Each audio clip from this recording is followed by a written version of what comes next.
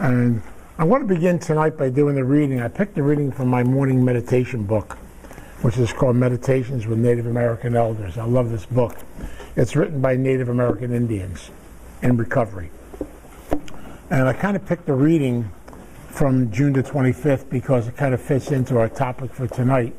We're talking a lot about the fourth and fifth steps tonight. So I'll kind of put this together for you.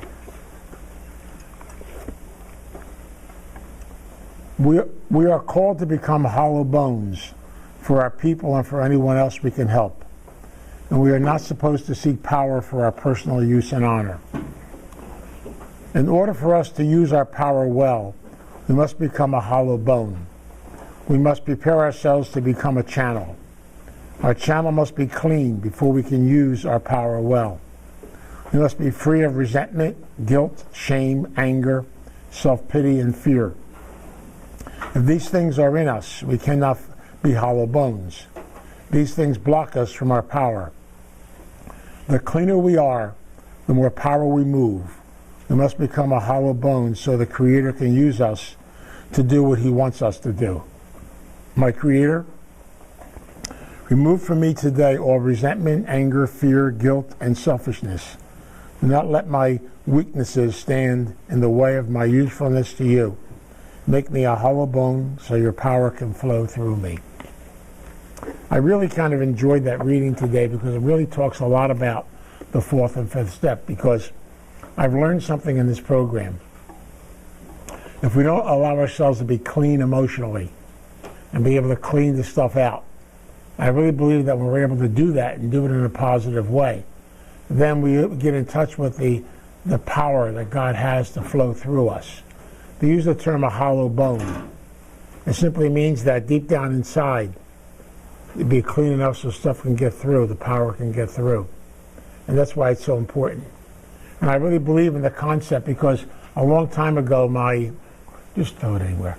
A long time ago, my sponsor said to me and read to me the 9th step promises. And he told me that if you truly do the things you're supposed to do and clean yourself up and work on stuff, that you'll experience things beyond your wildest dreams, your wildest imagination. You will experience power and things inside of yourself that you don't even know you have.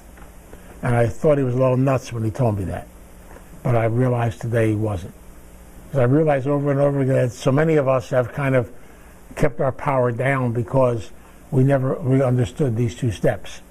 But to backtrack just for a couple of minutes. In the past 2 weeks, we talked about the first 3 steps of the program. And when I mentioned the first 3 steps, I talked about them being what I call the foundation steps, the basics, the fundamentals. Powerlessness, acceptance, and surrender. And we also talked a lot about the concept of a higher power and learning how to let go and let God be in charge. We can do the footwork. We have to learn how to stop trying to control everything and be in charge of everything. And I mention this especially because we're trying to centralize a lot of this around codependency. So many of us have a tendency in codependency to try to organize or fix or take control of things. So as a result, we have to learn, how do I look within my own self? How do I take a look at what's going on inside of me? How do I clean the mess that's inside of me? Steps 4 through 9, I have a nickname for those steps. I call them the working steps.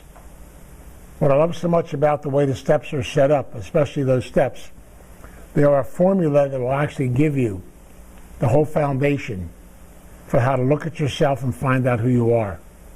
I've often said they're a real powerful process for anybody, anywhere, to use as a formula for going within your own self and getting in touch with stuff inside of you. And it's interesting because I look at my own life, and until I actually got into recovery and began to do this work, I began to realize the fact that I was shut down and closed off. And literally for a long period of time, I basically had so much stuff hidden inside of me, and I was scared to get in touch with it. And how I dealt with it was deny it, avoid it, run away from it. And so many of us put walls around ourselves to protect ourselves, because so many of us are scared of feelings, are scared to get in touch with feelings. And so when I talk about the fourth and fifth step tonight, We talk about doing a fearless moral inventory. We talk about looking within our own selves. We're talking about getting in touch with the inner workings of ourselves as a person. And then we're talking about the fifth step. We're talking about being able to share the stuff that we write, the stuff that we're connected to share it with God, with ourself, and of course with another human being. It's almost like a little formula, which I love. If you truly do clean stuff out, and they tell you in the program a lot of times in the fourth step, to be able to write stuff. Now, whatever 12-step program you might belong to, most of the 12-step programs have their own little formulas for doing this.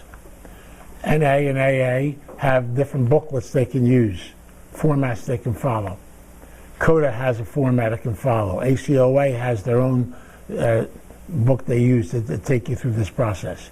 But there's so many different ways of doing it. What I have found, though, which is so important, is one of the simplest ways of doing it is to simply learn what I call the art of therapy and the art of learning and the art of releasing. And you know, it's funny because the old-timers in AA taught this to me a long time ago. They used to say that the greatest therapy tool on the face of the earth is a pen and writing. When you write, you process. And they've said over and over again, we have to learn in the fourth step to be able to take what's inside of us and put it on paper, to release it. And so when I talk about the fourth step, I talk about three beautiful things we have to do in the fourth step. One is we have to try to the best of our ability to be honest. But let me talk about honesty just for a couple of minutes. Nobody is ever perfectly honest, okay? Come on, we're human beings. I look back at my own life. I did my first fourth step in 1975, shortly after I got into recovery. And I really thought I did a good job. Did another one in 85, and guess what? I was a hell of a lot more honest in 85 than I was in 75. I was at a different place in the course of my life. That's why I've learned that the steps are not something you just do one time, then you're done. It's an ongoing process of learning, because I really believe that the higher power allows us to experience and to release what we are ready to, and only what we're ready to. That's why I've said so many times, whenever you do this kind of work, say a prayer, open your heart, open your mind, and ask the higher power just simply to allow you to release and let go of what you are ready to release and let go of. And what I've learned over the years, if you do that, then whatever you're ready to look at whatever stage you are in your life, you'll be able to flow with the gift of honesty. But also something else about honesty. All honesty has to be tempered with love. It's got to be done in a positive way. This is not about beating yourself up or finding out what's wrong with you. It's about being able to finally release the negative stuff inside of me so I can discover the positive stuff inside of me. You know, when I was a priest, I basically did a lot of fifth steps with people, and I still do a lot of fifth steps today with people. But I remember when I was a priest, they would arrive to do a fifth step with a dump truck and basically dump everything on top of me. They would leave and feel good. I'd have a headache after they left. But I've learned after a while, I used to say to them, wait a minute. I know you just dumped all your garbage. You got it out of your system. Now, go back and do the second part of the step. They said, what's the second part? Go back and now do an inventory of all the positive things you've learned from all the stuff you've experienced in your life. And I've learned over the years, if I don't do the positive part, I stay stuck in the negative part. Because one thing we are used to, all of us, we're used to the negative. We're used to always trying to find out what's wrong with us. When really in reality, there's nothing wrong with us. Really in reality, it's only a process we have to learn about ourselves. And so what I've learned over the years is that for every negative in my life, there's a positive. I can learn and grow from every negative thing I've experienced in my life. See, addiction is not something negative. To be addicted is. But addiction is a gift that was given to us to learn recovery. We have two sides to everything. There's a positive for every negative. And that is the key to all the things we do in life. And that's why whenever I talk about doing inventory, and especially when it comes to codependence, because we have a tendency to be very critical, not only of others, but of ourselves. And as a result, then, we have to basically learn to stop being our own critic and begin to realize the fact of being able to process what's inside of us. Because I don't know about you, I carried too much garbage for too long. And I realized over and over again the importance of finally getting it out. But again, it's not easy, because we built some walls. You know, I can speak from a personal experience. I built walls so high and so tight that I wanted nobody to get near them and get around them. And I was very defensive. It took a long time to begin to open this process up, and that's okay. And I still remember my therapist saying to me when I dealt with my childhood issues, especially my abuse issues from childhood, it took my therapist almost 2 years to get me to finally crack that icebox, as I call it, that dam. And when I finally cracked it, I got to talk to him about it. And then he convinced me to talk to someone else about it. And now I can stand up in front of 50, 60 people and talk about it. Because now it doesn't obsess, it doesn't control me anymore. I've learned to let go of it. I love the fourth and fifth step because it's the beginnings of our work. It's almost like I need to be able to process and write on paper and get out everything that's inside of me. And when I do it, it's like a cleansing. It kind of feels good. And then the fifth step tells me, after I've written it, to share it with God. You know, I never thought in my life I would take all my stuff I did, all my history, all my experiences, and see them as a prayer. And realize the fact that whatever you did in your life, I don't care what it is, you might think you're the worst person on the face of the earth. You're not. I'm sorry. Because basically, deep down inside, whatever we did, if we are able to face it, not run away from it, and not hide from it, but to process it, we can learn positive examples from it. We've all made mistakes in our life. We've all done things that we're not proud of. Those things we talked about tonight, shame, guilt, fear, resentments, all those things are part of who we are as people. But the secret is to acknowledge them, embrace them, write about them, get them out. You know what's so powerful about writing and acknowledging them? It's almost like I'm looking at myself and saying, all this stuff that's inside of me, all this stuff that's part of who I am, I don't want to run away from it or hide it. I want to be able to embrace it.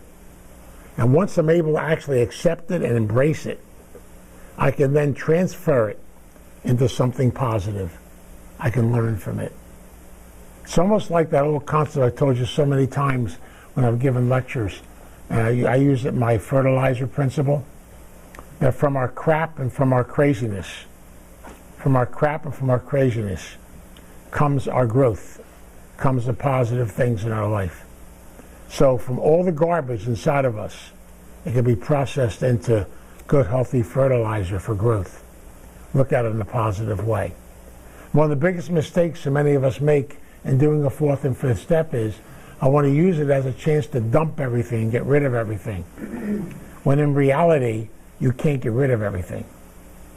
What happened in your life is part of who you are. It's part of your makeup. And the biggest part about recovery is to acknowledge it and to accept it. And from that, everything kind of comes together. It's a big part of the process. And from it, I can learn so many positive things, so many beautiful things, it's unbelievable. Give an example. If you share it with God and actually make your life into a form of prayer, and you share it with yourself, you know what's so powerful about the fourth and fifth step? When you actually read your own inventory, there's something powerful about that. This is me. This is my life. These are the things that happened in my life. These are my experiences. I want to be able to somehow acknowledge them and be in touch with them and really learn from them and grow from them. So I don't look at it negatively. I see it as another learning process in my life. And finally, to share with another human being. Notice the step doesn't say to share it with a group, to share it with national TV, to share it with your neighbors. It says share it with another human being. Share it with somebody who will listen to you, that will not judge you, and somebody that basically will not give you any advice, but just listen to you and allow you to let the stuff out. Because I've learned, I call it an emotional physic. It's like getting all the garbage and letting it out. You almost feel good afterwards. And it brings us back to what that reading was tonight about the hollow bone the Indians talk about all the time. I really believe that when you truly do a good inventory, and you truly use this in a positive way, and you learn to be as honest as you can be with yourself, but to do it out of an act of love. You know, learning to love yourself is a pretty powerful thing. And learning to do things positively for yourself is a pretty powerful thing.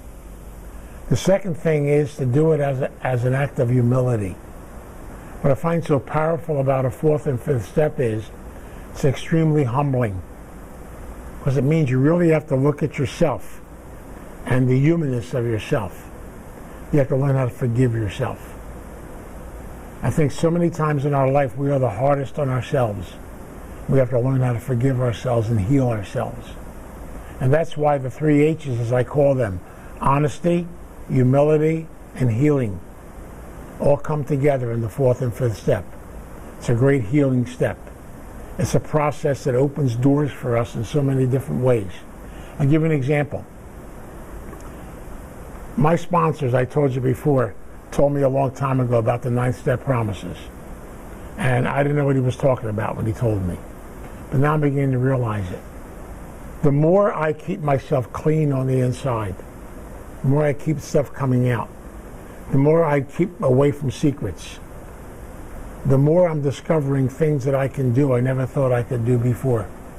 And I truly believe when we get out of the way, the higher power comes along and shows us the way, because I think every one of us is a channel for the higher power. But if the channel's not clean, stuff can't get through. I believe that every one of us are gifted, we are talented, we have talents inside of us we've never experienced. What's kept us back is what I refer to as the negative cement, which has literally held us down for a long period of time. I'll give you an example in my own life. I showed you this before.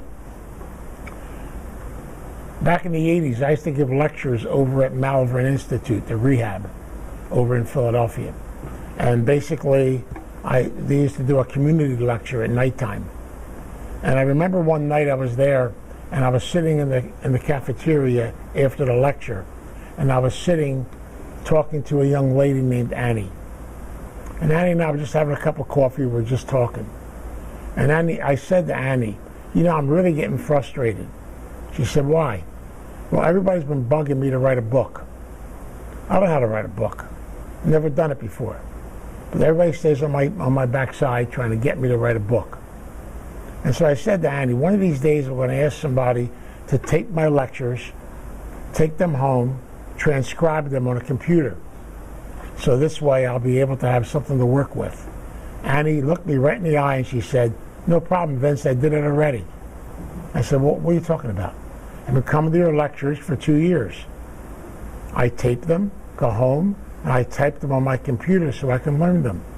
So next week she came in, handed me my manuscript for my first book. I said, okay, thank you.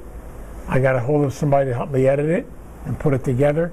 And that's where that first book I wrote on relationships, the gifts of life, that's where the book came from. It's amazing based on my relationship series that I do. And I've learned that with my second book and my third book. I've learned that once I was able to finally look at my own stuff and clean my own stuff out, I've developed talents and gifts I didn't even know I had. It's totally amazing.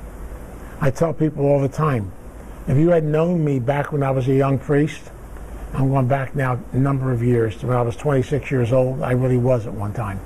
But way back when I was 26 years old, that was, believe it or not, 1966. But anyway, I just gotten ordained. Now, those of you who know my story, I went into the seminary when I was 14 years old. My mother planned the priesthood for me. So literally, I had no experience at all. I left and basically, I left the seminary and got ordained. When I got ordained, I went to my first parish, and basically I was scared to death. I had no idea what was going on. I was naive as hell. I didn't know what I was doing. And I ran into a situation where I was going to live with an alcoholic pastor for 3 years. I walked right into insanity. It was unbelievable. But basically, for some reason, somehow, I survived it. I went through it. But what I learned through that whole process was that basically I could do things I never thought I could do. But I took them all for granted. And what I realized was that it's because of that parish that I got introduced to a 12-step program. It's because of that parish I was able to go through my own process and my own growth. It was through that parish and going through that situation I finally had to grow up.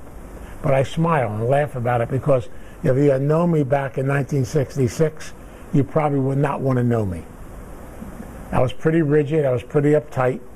Everything in my life was black and white, was rules and regulations. I literally was, everything was fire and brimstone. I was living in a world because I was so scared and I was so afraid. So I was literally living in that control world. And I look at myself today. When I gave sermons back then, I would write them, memorize them, go over to church and practice them in an empty church, get up there on Sunday morning, and in 5 minutes you'd be asleep. Not a problem at all. They were boring as hell. I learned today to speak from the heart, to speak from experience, to speak from the things I've gone through. And the steps have helped me to do that. They've opened up all new doors for me. And I'm realizing over and over again when I talk to recovering addicts and I talk to codependents, I try to tell them, every one of us is a walking miracle. Every one of us is a unique individual. Every one of us is a gifted and talented person. Every one of us is a gift from God. I think, unfortunately, for a long period of time, so many of us have put ourselves down, looked at ourselves negatively. And addiction, codependency, no matter what it is, has held us down for a long period of time. And what I've learned over the years is that if I truly do my work, and what's so beautiful about the 12 steps, especially these steps 4 through 9, they actually kind of put you in a position where you have to do your work. Because they open up new doors for you. It's totally amazing. And I've learned in recovery, it's not enough just to talk about it. You have to do it. And when you do it, you basically get in touch with yourself on the inside. And the biggest thing I've learned through these 2 steps is that my history, my life, my experiences are gifts. We've all gone through them. I look back on them today, and I don't believe half the things I've done. And yet I'm able to acknowledge them and face them today. Do they embarrass me? Yes. Have I done things I'm not very proud of? Yes. But you know what? We all make mistakes. We all learn. We have to grow from it. And so if you really do a good 4th step, you really clean things out. You begin to grow. But take the 4th and 5th step to another dimension. A good friend of mine who I've done a lot of work with for a long period of time, a very special lady, came to see me one time and I did her 5th step with her. And after it was over, I said, I noticed something in your 4th step that you really talked a lot about relationships. I just said there, you might want to consider sometime doing what I call a 4th and 5th step just on relationships. Just on relationships. She said, really? I said, yeah. Just go back and do the exact same thing you just did, but just concentrate just on your relationships. Because you've been through a lot. You have a lot there. She said, okay. So about 2 months later, I got a phone call from her. She said, I did it, Vince. I said, what did you do? I forgot what I told her. She said, I did that inventory on relationships. Can I come and share it with you? I said, sure.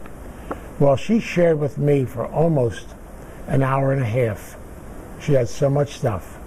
But boy, did she do an in-depth inventory on her experiences, her relationships, and also she was able to go to the other side as I tried to share with her and look at all the things she learned from all these teachers that came into her life, the things that she's been through. It was amazing. And today I still see her, I still talk with her, and she said to me, Vince, you know, that was one of the best things I ever did. I feel so good about myself today And you know what she said to me? Once I was able to get all that stuff out and begin to realize the fact that it was part of me, she said, believe it or not, I'm in a good, healthy relationship today. I'm engaged, and I'm going to get married in the near future. Can I tell you something, she said? If I didn't do that fourth and fifth step with you, if I didn't go through that process and release all that stuff, I wouldn't be where I am today. I wouldn't be able to experience what I'm experiencing today. And this is something different for me. Because before, relationships were a game. Now, relationships are about life. And what I learned so much about this process is you can actually use this in a lot of different directions, the fourth and fifth step. That's why these steps don't just apply to addiction. They apply to all areas of life. There are ways in which every one of us can open up doors to really get stuff out of us, process it, learn from it, grow from it, but above all, to learn lessons from it. Because I really believe that for every negative thing that occurred in your life, no matter what it is, and believe me when I tell you this, if you think you're the worst person on the face of the earth, hang around for a while. Somebody will top it, don't worry. See, basically we're not. We're just human beings. Have we made mistakes? Have we done things? Have we embarrassed ourselves a lot? Yes.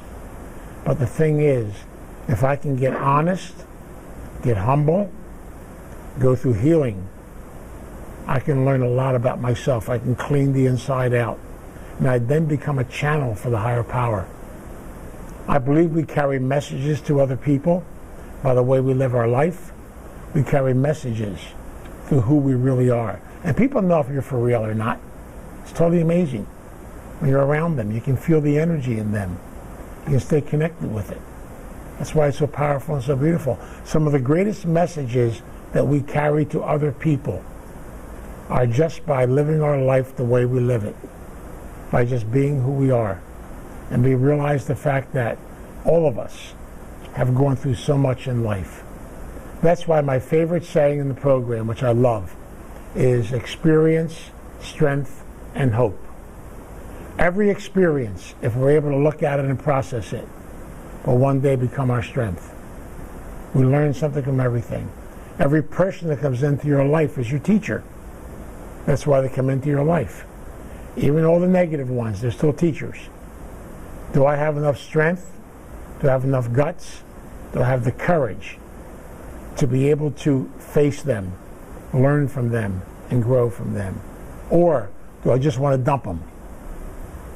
Please don't be a dumpster. We do that so many times in the course of the journey. Don't just be dumping stuff. Because whatever you've got is good. You learn from it, you move forward from it. And that's why a fourth and fifth step is not about dumping garbage. It's about processing garbage. It's about learning from it. It's about moving forward. And that's why I try to tell people, when you do these steps, always do a positive and a negative. Get rid of the negative, let the positive in. Remember the Karate Kid? You know, hands on, hands off, that whole thing they do in a Karate Kid. We have a saying in recovery. Negative out, positive in. Negative out, positive in. If we could just practice that and live by that, everything will always work. And that's why you can also do what I call mini fourth and fifth steps. We can do this so many times in experiences we've gone through. You know, if I'm able to process negative stuff out of me, and to me, writing about it is so important. In fact, one of the things I teach all the time when I work with codependents is to always have what I call a negative and positive notebook. Release the negative, discover the positive. What did I learn from that negative? How can I grow from it? How can I learn from it? To go to the other side, to experience the other piece of it. And that's why sometimes never try to end things on a negative plane. Try to find something positive, a learning from everything in your life. You know, sometimes, you know, things in our life come and they go. Relationships come and they go sometimes. But did I learn? Did I grow? Did I learn something from it? That's what's important. And so whenever you're talking about this process, think about that little mantra. Negative out, positive in. If I truly begin to realize that from every negative, there is a positive. You know the old yin and yang principle? That basically from every negative thing in life, there's a positive side to it. And that's why we have to learn that. But I know what happens a lot of times. We get stuck in the negative. We get trapped in it. And because we get used to it after a while. Even tell addicts this a lot of times. When they're in their active addiction, they're used to a certain lifestyle. They come into recovery, it's scary. They have to start all over again, learning a whole new way of life. But that old lifestyle is something you got to learn to let go of so the new part of you can be born. And so it's the old Phoenix principle too. When you let go of something, from the ashes, something new is always born. I have to be able to do closure with the old to allow new to come into place. And I truly believe this. If you do a fourth step and a fifth step out of an act of love, you do it primarily to go through this healing process, to learn inside of yourself. So go back to those three principles. Be as honest as you possibly can be for today. And believe me when I tell you this, I've yet to meet anybody who's totally honest. If you find that person, please call me. I want to be their manager and take them on tour. It's totally amazing. You know, it means they're not real. They must be a robot or something. And so really in reality, I have to realize the fact that I do the best I can each day, but I always temper everything I do with love. See, I'm not doing this inventory to beat myself up. I'm not doing this inventory to find out what's wrong with me. I'm going to tell you a secret tonight. Don't tell anybody, okay? There's not a thing wrong with anybody in this room. Nothing wrong with you. We're just people that have gone through experiences. And those experiences will become our strength if we allow them to become our strength. But it's something we all have to go through to get to the other side. It's all part of the process we have to go through. And so I often say this over and over again. If I truly, truly can process my stuff, I'm able to do it honestly, and believe me when I tell you, it's humbling. To be humble is to be open. The most humble people I've met on the face of this earth, they're open to change and they're open to growth. The How principle of recovery. Honesty, openness, and willingness. I'm willing to be able to look at this stuff and take the step so I can grow as a person. Not to beat myself up, but to learn and to grow from it. And the openness is I want to constantly be open to learn new things and discover new things in my life, but also to allow myself to be a channel for the higher power. I really believe that we don't realize this, but I truly believe that God works through each and every one of us. He works through us in very many different ways. And if we truly are able to open these doors and do an honest fourth and fifth step, you'll start discovering things inside of you, talents and gifts you never had before. You had them, but you didn't know you had them. That's what it came down to. And you'll be able to experience and do things you never did before. And that's why I often refer back to the 9th step promises, because I truly believe in them. That new doors are going to open up, new awakenings will come to you. You'll be able to do things you never thought you could do before. And I get amazed sometimes. I talked last week about faith, about trust, about realizing the fact that if you truly do your work, do the footwork, everything else comes into play. I truly believe that God will guide you and take you through this process. If you believe, have faith. That's why the first 3 steps are there in the beginning.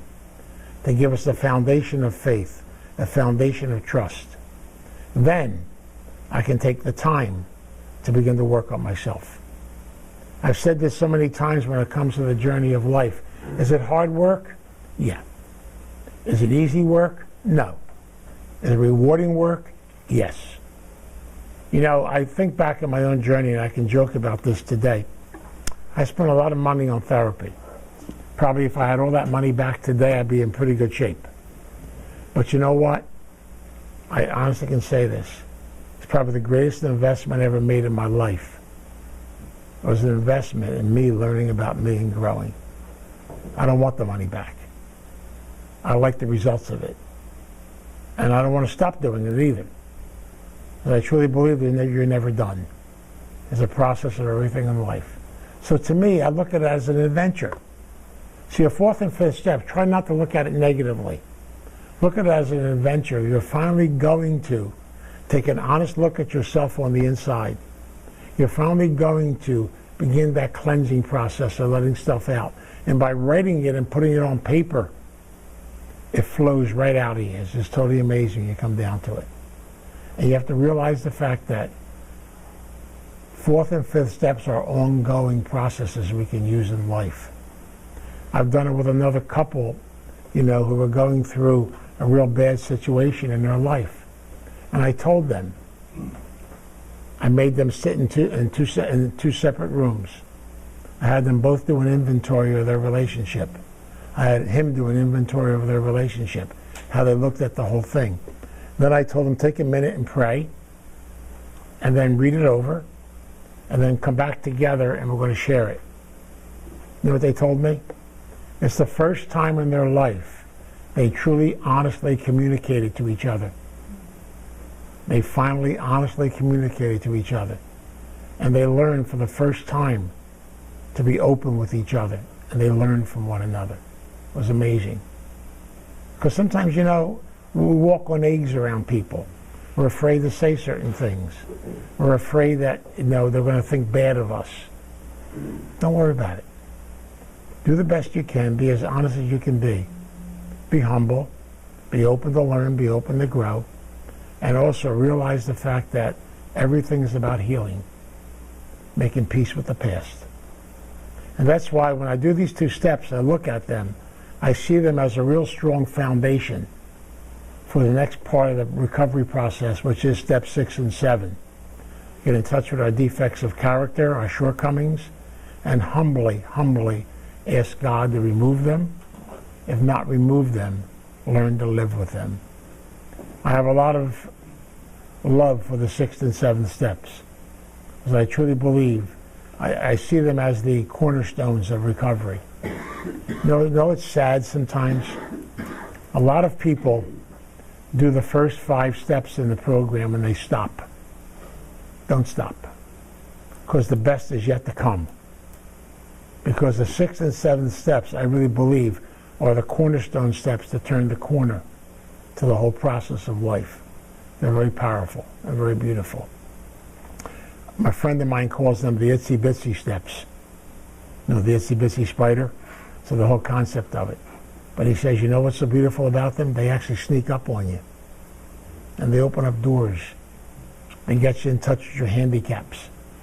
So next week when I cover the 6th and 7th step, I'll go over all that concept of those 2 steps and how they can actually be the cornerstone of change in your life. How they can open up a lot of doors in your life.